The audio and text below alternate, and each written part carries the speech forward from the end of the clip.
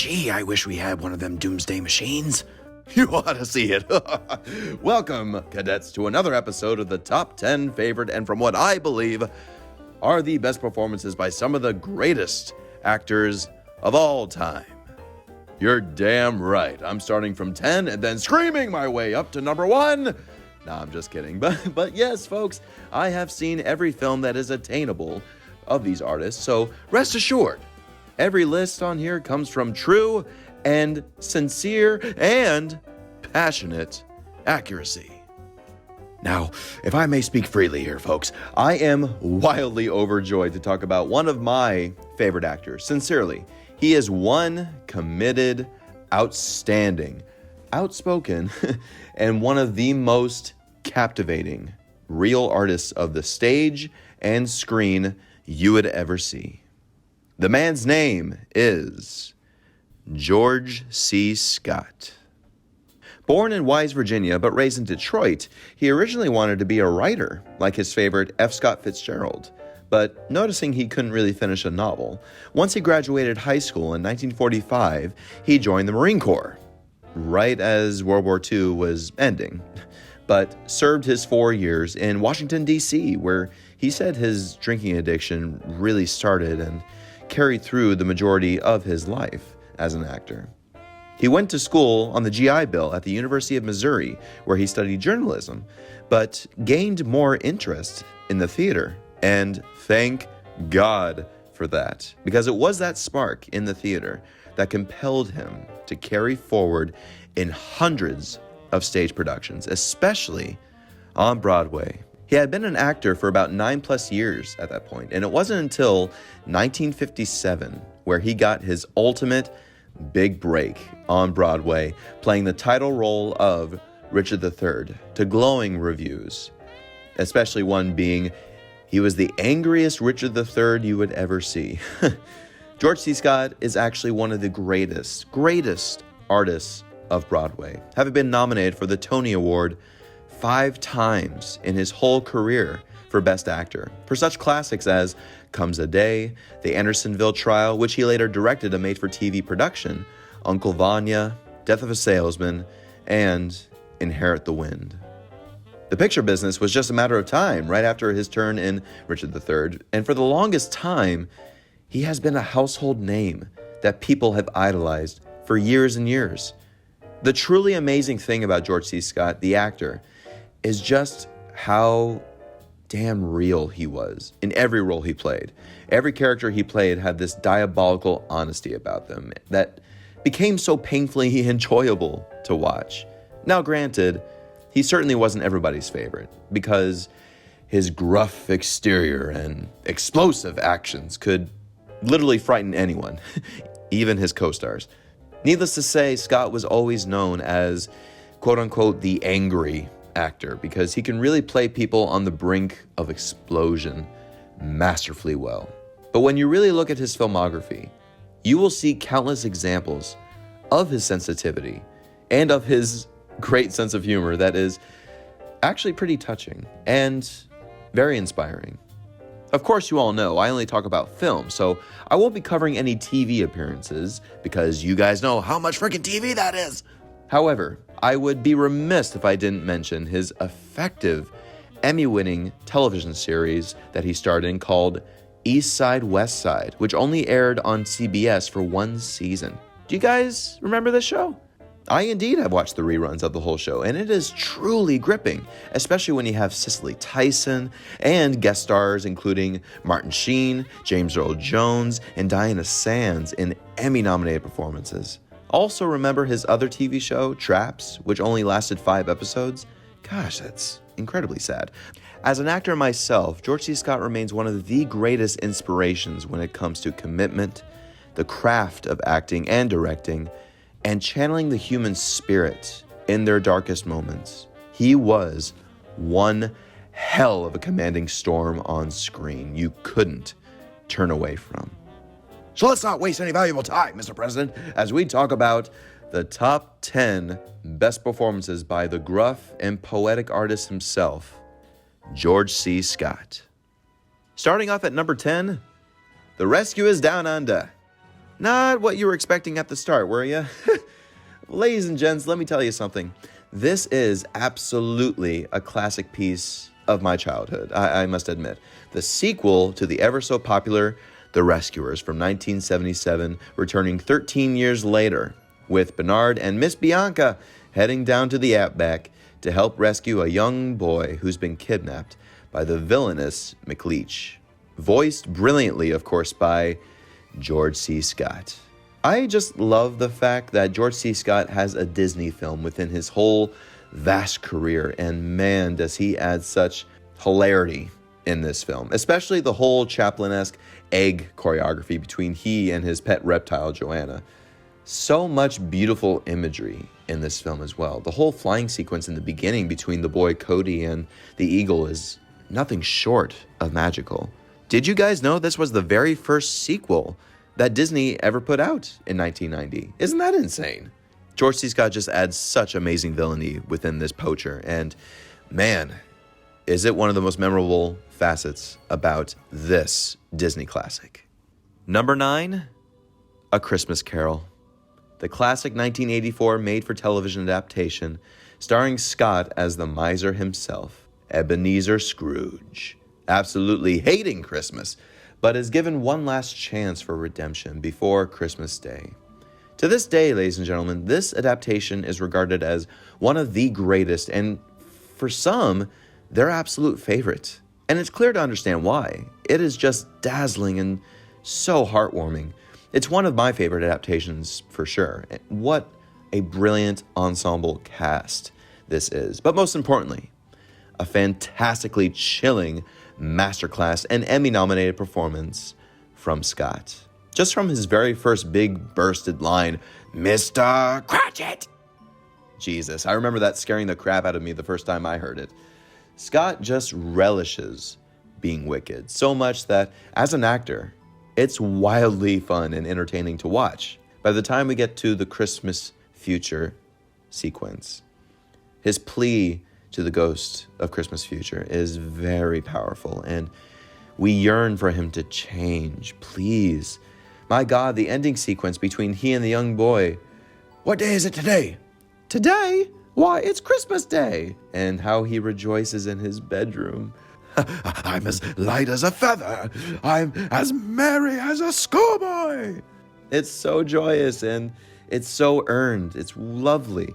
Many have stated that Scott was way too broad and physically big to play Scrooge, where Scrooge is obviously written to be more frail and more of a thin miser, on top of his English accent not being quite up to par, so to speak, within the other English actors. But all of that aside, Scott is beautifully honest as the man who loved Christmas the most. Number 8, Anatomy of a Murder. One of the greatest courtroom dramas ever, which came out in 1959, directed by the wild character director Otto Preminger, starring Jimmy Stewart as a defense attorney defending Ben Gazzara in a murder trial. Guess who plays the snappy, cool, and slick prosecutor named, perfectly, Claude Dancer? That's right, George C. frickin' Scott, in an Academy Award-nominated performance for Best Supporting Actor. And when I first saw it, I'll admit, folks, I didn't think his performance was anything special. But Scott, at this time of 1959, was such a strong up-and-comer, given to his breakthrough performance in film in The Hanging Tree. And don't forget his major theater credits at this time. After multiple viewings, oh my God, he is unbelievably captivating in all of those courtroom scenes. Just the way he listens in all of those scenes are nothing short of miraculous, especially for an actor. How about that pressing cross-examination scene between he and Lee Remick on the stand? One of the great standout scenes of the whole picture, in my opinion, is right when Claude Dancer is right in the face of Miss Pallant.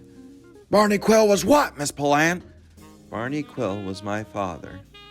Oh, Claude Dancer. Definitely not a prosecutor to mess with, unless you can nail him with forgetting the magical rule of cross-examination. Never ask a question you don't know the answer to. Number 7, The Crucible. Yes, the made-for-TV adaptation of the ever-so-classic, haunting, Tony Award-winning play by Arthur Miller, which premiered in 1967, starring Scott as John Proctor, a local farmer who is troubled by his past infidelity with Abigail Williams, an ex-servant of Proctor's who is now being accused of being a witch, along with her other cohorts. And there's nothing more Proctor wants to see than Abigail being imprisoned for such suspicion of witchcraft, even though he knows it must be hogwash. Abigail seems to be ahead of the game, faster than the crazed town of Salem on their hunt for the witches. I'll go out and say it, folks. This is the best damn adaptation I've seen of The Crucible. And it was this version that made me genuinely love the play itself. Yes, I certainly read it when I was younger, and I just wasn't a fan of the play, even though I love the allegory of the McCarthyism House of Un-American Activities Committee witch hunts, inspiring this. I just wasn't really affected by the play itself. And yes, the 1996 film adaptation starring Winona Ryder and Daniel Day-Lewis is really well made as well. And Joan Allen is utterly fantastic as Elizabeth, I must say. However, I still stand by this adaptation any day as the best, mainly because the masterclass acting by the whole ensemble is just monumentally great. George C. Scott is just brilliant as Proctor. He is written as a strong-willed beast of a man. And God, who better than Scott to play him? The chemistry between he and Tuesday Weld as Abigail is just wonderful. Their first scene together where she confronts him about his quote-unquote hidden feelings for her is intensifying. And Scott handles it with such grace and power. Then we have the beautiful Act 2 between John and Elizabeth, who is portrayed by George's actual wife at the time, Colleen Doworst. Their chemistry together is absolute fire as they try to repair the marriage after the heartbreaking affair, which in actuality slightly mirrors Scott and Doworst in real life, as at this point they were remarried. They were originally married from 1961 to 1965, divorced, and then remarried in 1966 until 1972. So needless to say, their heavy scenes as husband and wife are just painfully extraordinary to watch. For Scott's utterly masterful work here, he received another Emmy nomination for Best Actor, and so did Colleen for Best Actress, of course. I implore you all, if you have not seen this adaptation, please, it is a must. Number 6, The Changeling, a Canadian supernatural horror classic that has been cherished for years and years and regarded almost unanimously as one of the best of the genre, including by master filmmakers Martin Scorsese and Guillermo del Toro. Scott stars as John Russell, a composer grieving from the loss of his wife and daughter from a horrible car accident that he witnessed. He then rents a mansion to continue writing and teaching, but in the late hours, he starts to experience some apparitional happenings. Funny that the realtor didn't bother to mention that. This leads to John and his friend Claire, played by his fourth and final wife, Trish Vanderveer, investigating the unfinished business behind the paranormal activity, and discovers a truly terrifying event of a boy who had been murdered in the house. That's no spoiler. You must see this for yourself if you haven't already. It is truly mesmerizing, and Scott again is so painfully human as John that we root for him all the way through. Scott actually worked hard on the piano in order to pass as a composer, and it truly works greatly. There are so many amazing and frightening sequences in this film that rank it, without a doubt, one of the best. The most famous being the image of that wheelchair. Oh, goodness. Or the other famous one where John tosses the ball in the river and then comes back home, and then we hear the pounding sound of the ball bouncing step by step down the stairs. Ooh, it's so chilling. It's Scott's chilling performance that gives this haunted house film such a soul that keeps it popular even to this day. Number 5, The Hustler. The best damn film about pool hustling you'll ever see. And yes, one of the best sports dramas you will ever see. starring Paul Newman as Fast Eddie Felsen, on the hunt to be the best pool player there ever was, without taking any failure. But he must go through serious pain in order to discover what real failure is. And once he hits rock bottom, he has to seek help from sly and vicious manager Bert Gordon, played absolutely amazingly by George C. Scott. I cover this, of course, on Paul Newman's video, which you can find right here. Thank you very much. But George C. Scott, man, he is such a bastard in this film. Wickedly devilish as the new manager that agrees to take him on the road and compete. And charging him 75%, holy crap! After witnessing Eddie rise to the top and then crumble to the ground after going through a huge pool marathon with Minnesota Fats, played exquisitely by Jackie Gleason. Is it obvious, folks, that this is one of my favorite films ever? Every scene between Newman and Scott shimmers with gold, like their first poignant scene at the bar where Scott says, "You got talent, kid." "Oh, I got talent, huh? What beat me?" Scott says, "Character," which becomes the whole silent driving force for Eddie to build, even discovering the bigger price that he tragically pays to become the best. The final scene between Scott and Newman in the pool hall, when Newman is about to leave after a victorious game against Fats, when Scott says, "Where do you think you're going, Eddie? You owe me money." I remember that scaring the hell out of me when I was a kid. And there's definitely always one big outburst by Scott in every movie he does that's better than any jump scare in today's horror films.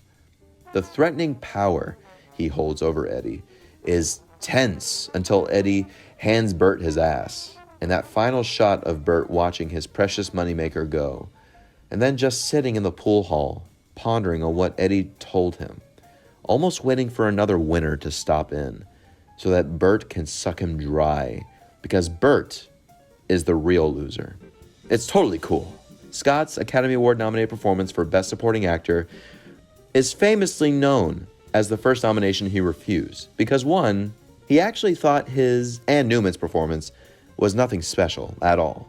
And two, he never believed in the mindset of competition against his fellow actors, even though he praised the Emmys and the Tonys, since he found those award establishments to be much more honorable. Regardless of Scott's dissatisfaction for the awards, his performance as Bert is one of the great supporting performances that's always hypnotized me. Number 4, The Hospital.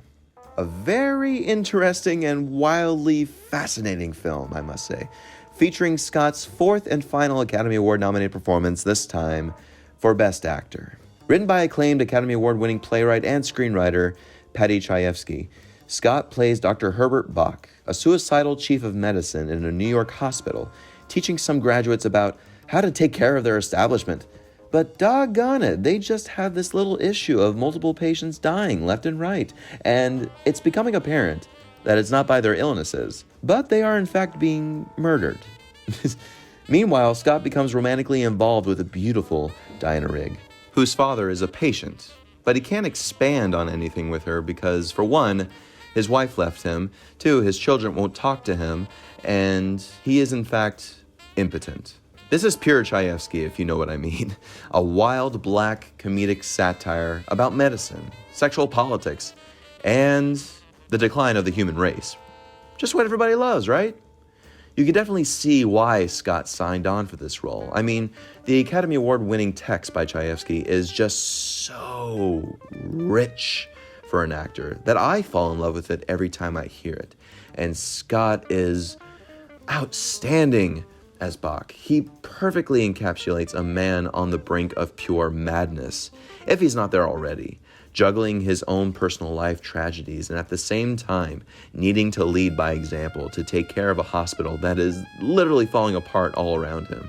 The grand impotence monologue Scott has towards the end is absolutely genius. This is one of those monologues that absolutely solidifies his nomination, as he has those amazingly effective lines.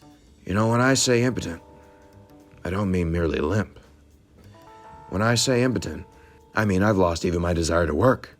Scott says so much with every scene of this man driven to madness in the middle of a wild hospital. I dare say take a look at this film. It is one crazily tonal roller coaster. I think you'll enjoy this and find it extremely interesting, as this film is definitely elevated by the magnitude of Scott. Number 3, Dr. Strangelove, or How I Learned to Stop Worrying and Love the Bomb. Yes, ladies and gentlemen, I know this should probably be much, much higher, and I really, really wish it could, because this is, in my book, one of the greatest movies ever made, period. Certainly one of the greatest satires and comedies in cinema. Centered around a communist-hating brigadier general, played brilliantly by an actual communist member, Sterling Hayden, who goes a little funny in the head and arms himself up with the bomb and weapons of mass destruction to attack the Soviet Union. So now the president must call on the political team and generals to figure out how to stop him and fix this little issue. With the help of gung-ho crazed General Buck Turgidson, played 110% brilliantly by George C. Scott. Apparently, General Turgidson is actually based on the Chief of Staff of the Air Force at the time, General Curtis LeMay, who was renowned for his anti-communist extremism and happy-go-lucky attitude for nuclear war. Fun. Scott channels this with every fiber of his being, which makes it one of the greatest comedic performances ever. Jesus, his whole argument. You're talking about mass murder, General. Mr. President, I'm not saying we wouldn't get our hair mussed, but I do say no more than 10 to 20 million killed tops, depending on the breaks. Leading to the famous, you can't let the Russian ambassador in here. He'll see everything. He'll see the big board. It's so ridiculous. It's genius. And how can we forget the famous mistake where he says, it's an obvious commie trick, Mr. President. We're wasting valuable time. Look at the big board. They're getting ready to clobber us. You understand that trip was seriously an accidental trip, not scripted, which makes it 1,000 times better as Turgidson just keeps talking, and it doesn't faze him at all. Kubrick loved it so much, he kept it in as he did with all of Scott's rehearsal shots. You must know the factual legend, right? That Scott did not want to go over the top for this role. So Kubrick had him rehearse it over the top just to see how far he could take it. And Scott didn't know Kubrick had the cameras filming. So of all the takes that Scott did, Kubrick only used his rehearsal takes, where he is clearly over the top. But good God, it is so brilliant and it works perfectly. It truly makes his character that much more ridiculous and hilarious. Even though Scott was initially upset about how his performance came out, later on, he regarded it as one of his favorite performances. And so do we, George. So do we. Number 2, 12 Angry Men. Absolutely. The 1997 made-for-television film adaptation, which is just as stirring and brilliant as the original 1957 film. George C. Scott steps in the shoes of juror number 3 this time, a stubborn juror whose personal views are being bled open as the jury continues to change their tune to not guilty, thanks to juror number 8, played wonderfully by Jack Lemmon. This role of juror number 3 was, of course, played brilliantly by Lee J. Cobb in the original film. And you know what, ladies and gents? I am not going to do a performance comparison because it's really impossible to say who did it better. Because like seeing different adaptations of a play, each performance in comparison is just different. Both Cobb and Scott are equally brilliant in both adaptations. And funny enough, this is the second time George C. Scott would play a role made famous by Lee J. Cobb. As you all remember, Scott's fantastic performance as Lieutenant Kinderman in The Exorcist III, which I still really like, but should have been called Legion. But that's a whole nother story. Remember that Lieutenant Kinderman was originally played by Cobb in the first Exorcist, directed by Academy Award winner William Friedkin, who directs this modern adaptation of 12 Angry Men. What a world! Anyway, I know the large consensus is to push aside George C. Scott in this role because of how amazing Lee J. Cobb was. And quote-unquote, tired George C. Scott apparently looked in this role. Folks, I can't disagree more. I find George C. Scott's painfully human performance as juror number 3 extremely haunting. Every member of this ensemble is at the top of their game. Every piece of Scott's performance here is so natural, crazily intense, and heartbreaking. I might be one of the few. Please comment if you think like I do, where you think George's last famous, iconic monologue at the end is absolutely spine-tingling, soul-shattering, and powerfully beautiful.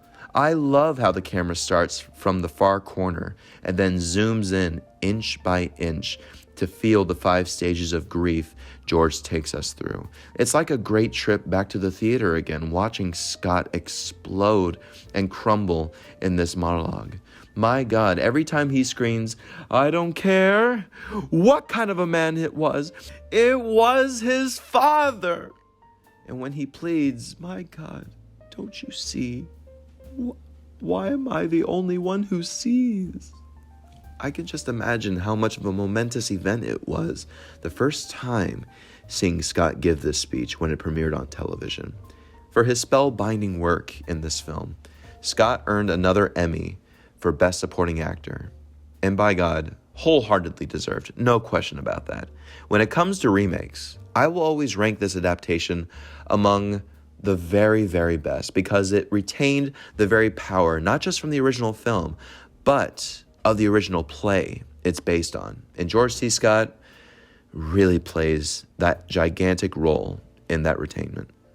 All right, here are some honorable mentions for you folks. Hardcore, which, yes, I know it must be a very odd choice, but ladies and gentlemen, please take another look at this cult favorite. Starring Scott as a Calvinist businessman in Grand Rapids, Michigan, who discovers after his daughter goes on a trip to California, goes missing.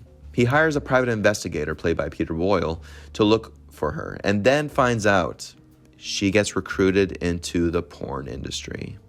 The big reveal scene where Scott watches the screening and sees his daughter in a porno is one of the most popular images known to man. You'll see the countless memes, whether it's when you're listening to the Jonas Brothers or when you're listening to Amy Schumer's stand-up, and so on and so on. You get George C. Scott screaming, "Turn it off!" It's really hilarious. But in the context of the film, it's truly heartbreaking.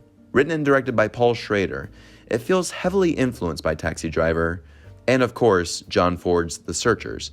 And it is still a fascinating and gripping film from start to finish, led beautifully by Scott. It's not everyone's favorite, of course. The sequences of George C. Scott posing as a porn director are quite humorous. He still pulls his professional bootstraps on and delivers a powerful performance. Angus, a cow's name. Ladies and gentlemen, I need to take a moment and declare to you, if you have not seen this independent, sadly little-known gem of a coming-of-age tale, I beg you to see this film. Starring newcomer Charlie Talbert as Angus, a heavy high school freshman who's amazing at science and fair at football, who has a huge crush on the most popular girl in school, Melissa Lefevre, played by Ariana Richards from Jurassic Park. However, he knows he doesn't stand a chance because she likes Angus's bully, Rick Sanford, played really effectively by Dawson's Creek's James Vanderbeek. Yes, Dawson is playing a bully. So as a prank, Rick forges Angus's name as the winner of the Winter Ball King for the upcoming dance, with Melissa as the Winter Ball Queen. Angus is terrified to be humiliated in front of the whole school, but most of all, in front of Melissa. So with the help of his grandpa, played wonderfully by George C. Scott, and Angus's friend Troy, played by Chris Owen, Angus learns how to dance and how to be cool. But then you ask yourself, does he really need to be ashamed of who he is? And can he just be himself? Guys, I talk so strongly about this film because I was at one point a heavy kid. And being released at the time of 1995, it was one of those movies that was just catered to me to where I was emotionally, and has done the same for hundreds and hundreds of 90s kids as well. Did I mention it also happens to be one of the greatest soundtracks of the 90s ever? George C. Scott has all of these wonderful lines, perfectly just inhibiting the role of a loving and tough grandpa. He and Charlie Talbert's banter back and forth is just gold, and they have incredible chemistry together. One important line that I'll never forget is from Scott when he tells Angus these very important words, and always live by them. Screw them, who cares what anybody thinks? Angus, I implore you guys to see it. Despite its maybe cliched theme, it is done brilliantly well. Jane Eyre, the 1970 made-for-TV adaptation of the ever-so-classic Charlotte Bronte novel, which, I'll be honest, folks, out of all the famous film adaptations of this depressing yet utterly brilliant story, this adaptation, to me, is the best. And keep in mind, yes, I have read and studied Jane Eyre extensively.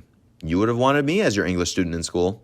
George C. Scott turns in yet another Emmy-nominated performance as Edward Rochester to Susanna York's brilliant Emmy-nominated performance as Jane. The two of them together have fantastic chemistry. Some say George might have been a bit too old to play Edward, but he was only 43 years old at the time, where Edward is really only about 35. So, I mean, I don't agree really with that.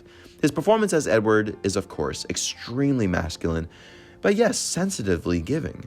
The ending, if you all know it, had me in utter tears because of how soft Scott and York are on that bench together. Oh, it's a truly masterful adaptation that I can't recommend enough.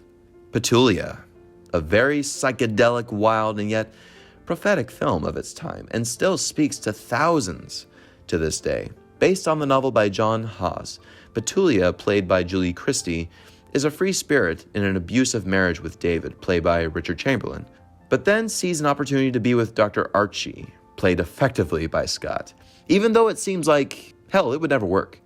But I don't know if you haven't seen it. Do you think it will? Check it out, why don't you?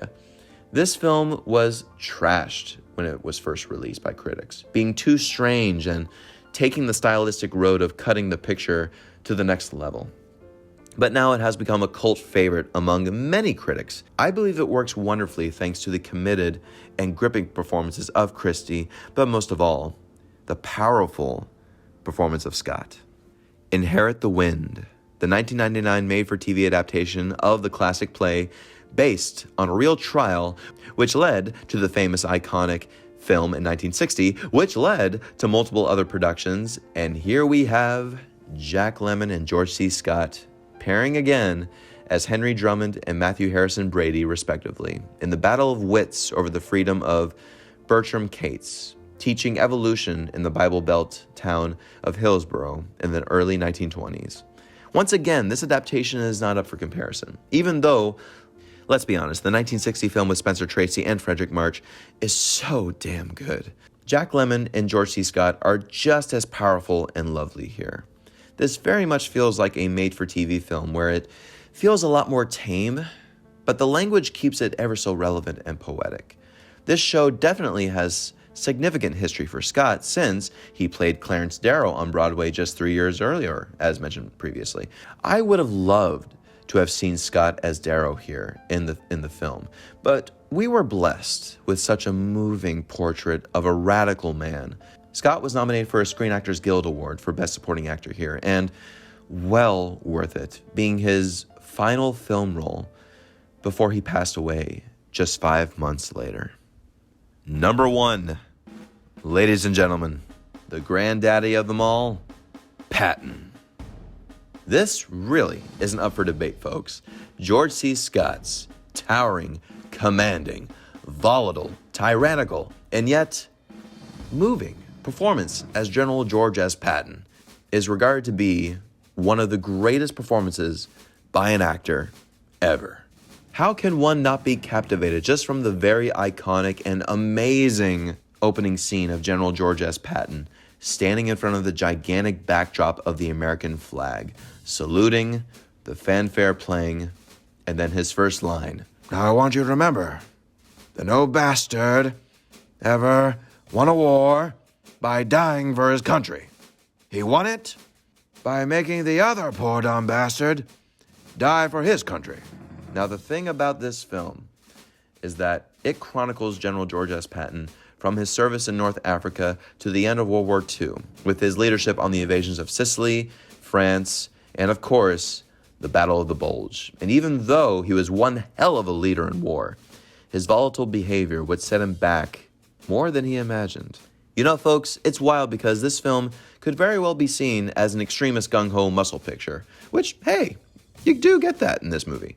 But you can see the other side of this film, and the other side of Scott's performance here as a man who is also, let's be honest, a bigoted anti-Semitic racist who lives for battle and will not take failure as a stopping block. Scott paints the picture so truthfully of a man who very much sabotages his own greater chances because of his outspoken behavior and volatile actions.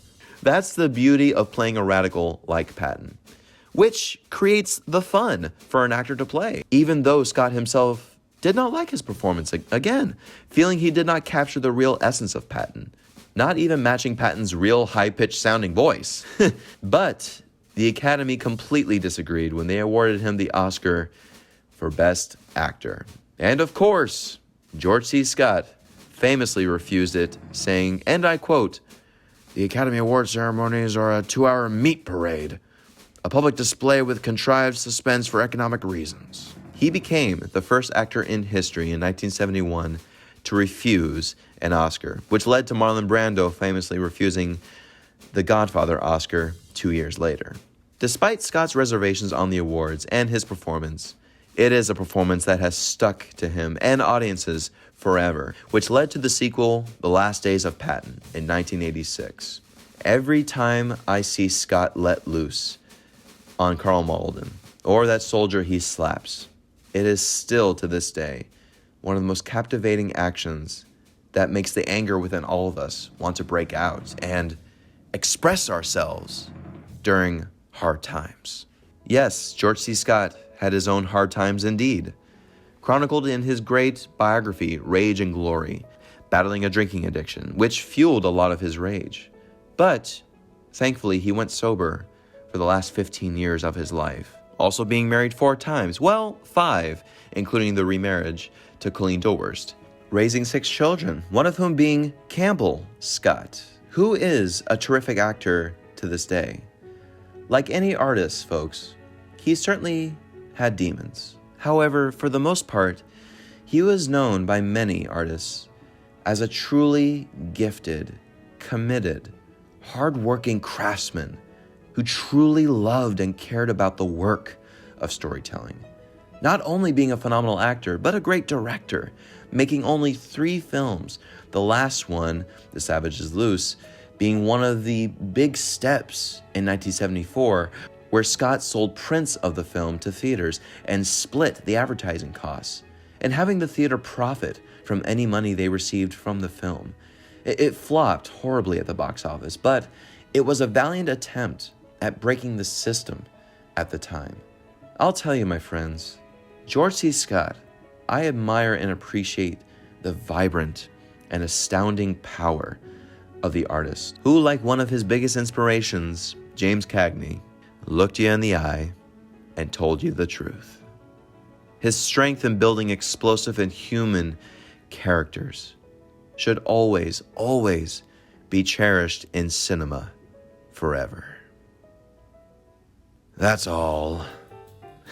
Well, now, my friends, tell me, do you agree with my picks? What are your favorite performances by this class act, George C. Scott? Please share in the comments below, guys. You have no idea how much I love to hear your thoughts. If you like this, I dare say, please click like and subscribe. Tell all your friends who love classic films, or if they want to learn more about them. You can follow me on Patreon as well as Instagram. And as always, folks, thank you so very, very much for watching. And until next time, start your old countdown and old Bucky will be back here before you can say, blast off!